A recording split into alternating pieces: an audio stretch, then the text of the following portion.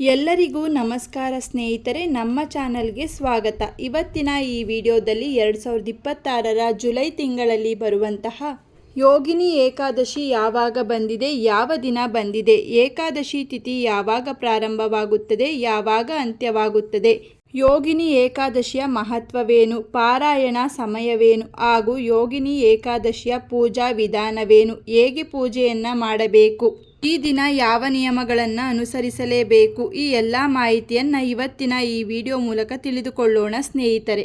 ಹಿಂದೂ ಧರ್ಮದಲ್ಲಿ ಏಕಾದಶಿಗೆ ವಿಶೇಷವಾದ ಮಹತ್ವವಿದೆ.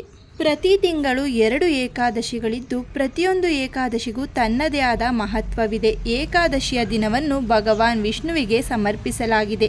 ಈ ದಿನ ಭಗವಾನ್ ವಿಷ್ಣುವನ್ನು ಪೂಜೆ ಮಾಡಲಾಗುತ್ತದೆ ಮತ್ತು ಉಪವಾಸ ವ್ರತವನ್ನು ಈ ದಿನದಂದು ಆಚರಣೆ ಮಾಡಲಾಗುತ್ತದೆ. ಈ ದಿನ ಉಪವಾಸವನ್ನು ಆಚರಿಸುವುದರಿಂದ ಪಾಪಗಳಿಂದ ಮುಕ್ತಿ ದೊರೆಯುತ್ತದೆ ಮತ್ತು ನಮ್ಮ ಇಷ್ಟಾರ್ಥಗಳು ಈಡೇರುತ್ತವೆ ಎಂದು ನಂಬಿಕೆ ಕೂಡ ಇದೆ.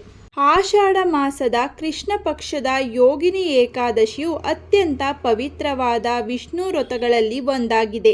ಈ ದಿನ ಶ್ರೀ ಮಹಾವಿಷ್ಣು ಹಾಗೂ ಧನಾಧಿಪತಿ ಕುಬೇರನ ಆರಾಧನೆ ಮಾಡುವುದರಿಂದ ಪಾಪ ವಿಮೋಚನೆಯಾಗುತ್ತದೆ, ಆರೋಗ್ಯ, ಐಶ್ವರ್ಯ ಹಾಗೂ ಜೀವನದಲ್ಲಿ ಪ್ರಗತಿ ದೊರೆಯುತ್ತದೆ ಎಂದು ಶಾಸ್ತ್ರಗಳಲ್ಲಿ ತುಂಬ ಉಲ್ಲೇಖವಾಗಿ ವಿವರಣೆ ನೀಡಿದ್ದಾರೆ.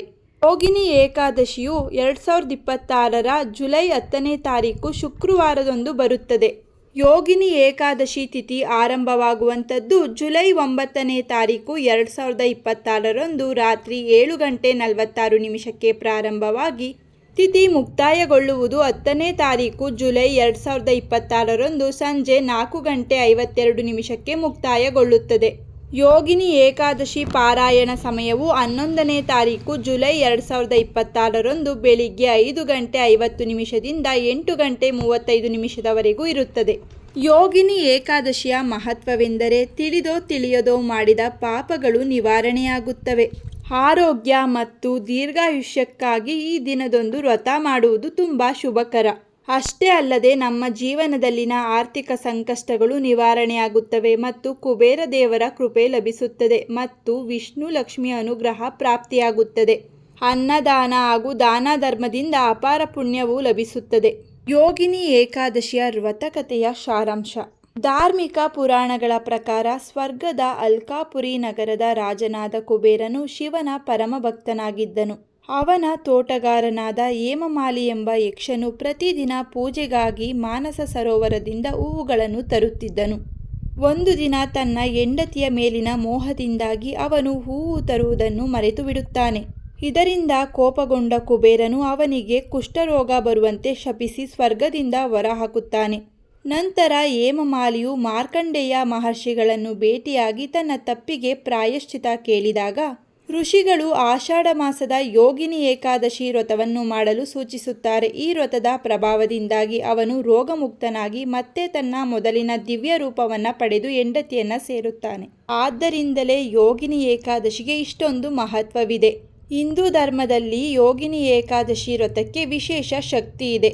ಈ ದಿನದಂದು ಶ್ರದ್ಧೆಯಿಂದ ಉಪವಾಸ ಮಾಡುವುದರಿಂದ ತಿಳಿದೋ ಅಥವಾ ತಿಳಿಯದೋ ಮಾಡಿದ ಮಹಾಪಾಪಗಳು ನಾಶವಾಗುತ್ತವೆ, ಪಾಪಗಳ ನಾಶಗಳು ಹೊಂದುತ್ತವೆ, ಆರೋಗ್ಯ ಪ್ರಾಪ್ತಿಯಾಗುತ್ತದೆ. ದೀರ್ಘಕಾಲದ ದೈಹಿಕ ಕಾಯಿಲೆಗಳು ಮತ್ತು ಚರ್ಮದ ಕಾಯಿಲೆಗಳಿಂದ ಮುಕ್ತಿ ಪಡೆಯಲು ಈ ವ್ರತವನ್ನು ರಾಮಬಾಣ ಎಂದು ಕರೆಯುತ್ತೇವೆ. ಈ ಒಂದು ಏಕಾದಶಿ ವ್ರತವನ್ನು ಆಚರಿಸುವುದು ಸುಮಾರು 88 ಬ್ರಾಹ್ಮಣರಿಗೆ ಅನ್ನದಾನ ಮಾಡಿದ ಪುಣ್ಯಕ್ಕೆ ಸಮಾನವಾಗಿರುತ್ತದೆ. ಆದ್ದರಿಂದ ಪ್ರತಿಯೊಬ್ಬರೂ ಜುಲೈ 10ರಂದು 2026ರಂದು ಅತ್ಯಂತ ಪವಿತ್ರವಾದ ಯೋಗಿನಿ ಏಕಾದಶಿ ವ್ರತವನ್ನು ಆಚರಣೆ ಮಾಡಿ. ಅದರಲ್ಲೂ ಆಷಾಢ ಮಾಸದ ಕೃಷ್ಣ ಪಕ್ಷದಲ್ಲಿ ಬರುವ ಈ ಯೋಗಿನಿ ಏಕಾದಶಿಯು ಭಗವಾನ್ ವಿಷ್ಣುವಿನ ಕೃಪೆ ಪಡೆಯಲು ತುಂಬ ಉಪಯೋಗವಾಗುತ್ತದೆ ಮತ್ತು ಆರೋಗ್ಯ ಸಮಸ್ಯೆಗಳಿಂದ ಮುಕ್ತಿ ಪಡೆಯಲು ಅತ್ಯಂತ ಪ್ರಮುಖ ದಿನವಾಗಿದೆ. ಈ ದಿನ ಇವುಗಳನ್ನು ತಪ್ಪಿಸಿ. ಈರುಳ್ಳಿ, ಬೆಳ್ಳುಳ್ಳಿ ಹಾಗೂ ತಾಮಸಿಕ ಆಹಾರಗಳು, ಸುಳ್ಳು, ಕೋಪ, ನಿಂದನೆಯನ್ನು ತಪ್ಪಿಸಿ. ಅನಗತ್ಯ ವಾದ ವಿವಾದಗಳನ್ನು ಮಾಡಲೇಬೇಡಿ. ಅಕ್ಕಿಯನ್ನು ತಿನ್ನಬೇಡಿ. ಧಾನ್ಯ ಸೇವನೆ ಮಾಡಬೇಡಿ. ಕೋಪ, ಜಗಳ, ಅಸತ್ಯ ಮಾತುಗಳನ್ನು ಆಡಲೇಬೇಡಿ. ಅನವಶ್ಯಕ ವ್ಯಯವನ್ನು ತಪ್ಪಿಸಿ. ಏಕಾದಶಿ ಪೂಜಾ ವಿಧಾನ. ಬ್ರಹ್ಮ ಮುಹೂರ್ತದಲ್ಲಿ ಎದ್ದು ಮನೆಯನ್ನು ಶುಚಿಗೊಳಿಸಿ ಸ್ನಾನವನ್ನು ಮಾಡಿಕೊಳ್ಳಬೇಕು. ಶುದ್ಧವಾದ ಬಟ್ಟೆಯನ್ನು ಧರಿಸಬೇಕು. ವಿಷ್ಣುವಿನ ಪೂಜೆಗಾಗಿ ಪೀಠವನ್ನು ಸಿದ್ಧಪಡಿಸಿಕೊಳ್ಳಬೇಕು. ಪೀಠದಲ್ಲಿ ರಂಗೋಲಿಯನ್ನು ಹಾಕಿ ಶುಚಿಗೊಳಿಸಬೇಕು. ಪೂಜೆಯ ಸ್ಥಳದಲ್ಲಿ ಕುಳಿತು ಓಂ ನಮೋ ನಾರಾಯಣ ಎಂಬ ಮಂತ್ರವನ್ನು ಜಪಿಸುತ್ತಾ ಉಪವಾಸವನ್ನು ಕಟ್ಟುನಿಟ್ಟಾಗಿ ಆಚರಿಸುವ ಸಂಕಲ್ಪ ವ್ರತವನ್ನು ಮಾಡಿಕೊಳ್ಳಬೇಕು. ತುಳಸಿ ಪೂಜೆ ಮಾಡುವ ವಿಧಾನ. ಭಗವಾನ್ ವಿಷ್ಣುವಿಗೆ ತುಳಸಿ ಎಲೆಗಳು ಅತ್ಯಂತ ಪ್ರಿಯ. ಮುಂಜಾನೆ ತುಳಸಿ ಗಿಡಕ್ಕೆ ನೀರನ್ನು ಅರ್ಪಿಸಿ ಪೂಜಿಸಿ ನಂತರವೇ ಪೂಜೆಗೆ ತುಳಸಿ ದಳಗಳನ್ನು ತೆಗೆಯಿರಿ. ಏಕಾದಶಿಯ ದಿನ ತುಳಸಿ ಎಲೆಗಳನ್ನು ಕೀಳಬಾರದು. ಇಂದಿನ ದಿನವೇ ಮುರಿದಿಟ್ಟುಕೊಂಡು ತುಳಸಿಯನ್ನು ಬಳಸಬೇಕು. ವಿಷ್ಣು ದೇವರ ಫೋಟೋ ಅಥವಾ ಮೂರ್ತಿಯ ಮುಂದೆ ದೀಪಗಳನ್ನು ಹಚ್ಚಬೇಕು. ಫೋಟೋಗೆ ಚಂದನ, ಹಳದಿ, ಹೂವು ಮತ್ತು ತುಳಸಿ ದಳಗಳನ್ನು ಅರ್ಪಿಸಬೇಕು. ವಿಷ್ಣು ದೇವರ ಫೋಟೋಗೆ ಅರಿಶಿನ, ಕುಂಕುಮ, ಗಂಧ ಮತ್ತು ಹಳದಿ ಹೂಗಳನ್ನು ಅರ್ಪಣೆ ಮಾಡಬೇಕು. ಶ್ರೀ ವಿಷ್ಣು ಅಥವಾ ಶ್ರೀ ಕೃಷ್ಣ ಮೂರ್ತಿಗಳಿಗೆ ಪಂಚಾಮೃತ ಅಭಿಷೇಕ, ಶುದ್ಧ ಗಂಗಾಜಲ ಅಭಿಷೇಕವನ್ನು ಮಾಡಬೇಕು. ಮಂತ್ರ ಜಪ. ದಿನವಿಡೀ ಈ ಮಂತ್ರಗಳನ್ನು ಜಪಿಸುವುದು ಅತ್ಯಂತ ಶುಭಕರ. ಓಂ ನಮೋ ಭಗವತೆ ವಾಸುದೇವಾಯ ನಮಃ ಅಥವಾ ಹರೇ ರಾಮ ರಾಮ ರಾಮ.